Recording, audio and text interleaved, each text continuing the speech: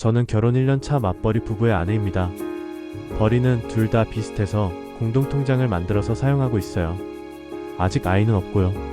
지금 신혼집 전세금은 친정 부모님이 다 대주셨어요.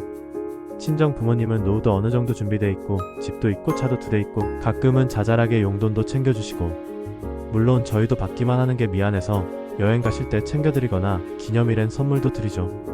반대로 시부모님은 완전 상황이 달라요.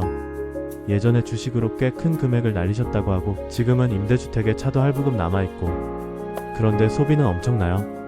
매일 카페, 골프, 여행 등등. 조만간 우리한테 손 벌리실 것 같아 두렵기도 하고요. 종종 사돈 내는 돈 많잖아, 이런 말도 자주 하시고요. 지난 어버이날엔 남편이 시댁 부모님을 모시고 유명 한우집 예약해서 대접하더니 친정엔 케이크 하나 달랑 들고 가더니 결국 친정 부모님이 사주는 저녁까지 얻어먹고 왔어요. 제가 이건 너무 차이가 나는 거 아니냐, 전세금까지 해주신 부모님인데 케이크 하나로 끝내는 게 맞냐? 고하자 남편은 우리 부모님은 생활이 좀 팍팍해서 장가간 아들이 처음으로 기분 좀 맞춰드린 거고, 점심을 너무 잘 먹어서 저녁은 간단하게 먹으려 했는데 처갓집에서 저녁을 사준다고 하길래라며 당당하게 말하더라고요. 자기 돈 쓰기 아깝다는 말이나 다름없었죠. 그때 좀 더 일찍 정신 차려야 했는데. 그리고 며칠 전 제가 부모님 칭찬을 하며 우리 부모님 존경스러워, 봉사도 열심히 하고 경제적으로도 든든하시고 우리도 늙어서 저렇게 살면 좋겠다 라고 했더니 남편이 갑자기 비아냥거리더라고요. 야, 저 나이에 집 있고 차 있는 건 당연하지. 그리고 솔직히 나는 저렇게 종교에 빠져있는 거 무슨 정신병자들 같아. 내가 보기엔 심각한 수준이다. 너도 정신 똑바로 차려. 헐, 저도 순간 폭발하더라고요. 근데 그 나이에 집 없고 차 없는 사람도 있던데? 그 뜻은 시부모님 저격이었고 남편도 바로 눈치챘죠. 그러자 남편이 그럼 넌 니네 부모님이랑 살아 라고 하대요. 분노와 허탈감, 상처가 뒤섞인 채 저는 바로 친정으로 향했습니다. 저의 부모님은 갑자기 연락도 없이 찾아온 저를 웃으면서 맞아주시는데 그 순간 눈물이 터져서 주체할 수가 없었어요. 무슨 일이냐?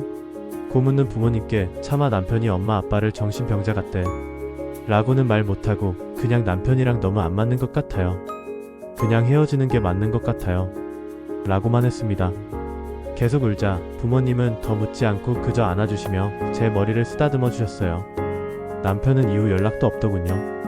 아, 내가 그런 놈이랑. 그날 이후 부모님이 상처받을까봐 아무 말도 하지 않고 혼자서 제 인생을 정리하기 시작했습니다. 우선 신혼집을 정리했습니다. 요즘 전세가 귀해서 집은 금방 나가더군요. 그리고 바로 전 남편이 될 그놈에게 회사로 이혼 소장을 보냈습니다. 남편은 부랴부랴 내게 전화하고 처갓집까지 찾아왔지만 저는 완전히 차단했어요. 아예 문을 열어주지도 않았습니다. 그러는 와중 이 사정을 모르던 시부모님은 본인들 여행 좀 보내달라며 전화를 하더라고요. 친구들은 며느리가 다들 보내줬다며. 그래서 제가 지금 당신 아들이랑 이혼 준비 중이니까 그런 건 대개 아들에게 직접 말하세요 라고 하자 말을 잇지 못하더군요. 결국 남편은 처갓집까지 찾아와 빌더라고요. 근데 이 인간이 당황을 했는지 자기 입으로 정신병자라고 했다는 얘기까지 꺼내는 바람에 저의 아빠에게 쫓겨났습니다. 집 밖에서 무릎 꿇고 악을 쓰는 통에 경찰에 신고까지 해서야 정리가 될 수 있었네요. 그런 모질이랑 2년 넘게 사귀고 1년의 결혼 생활을 했다는 게 아직 믿기지 않아요. 이젠 제 인생은 제가 주도하며 진짜 가족과 함께 하려고요. 긴 이야기 들어주셔서 감사합니다.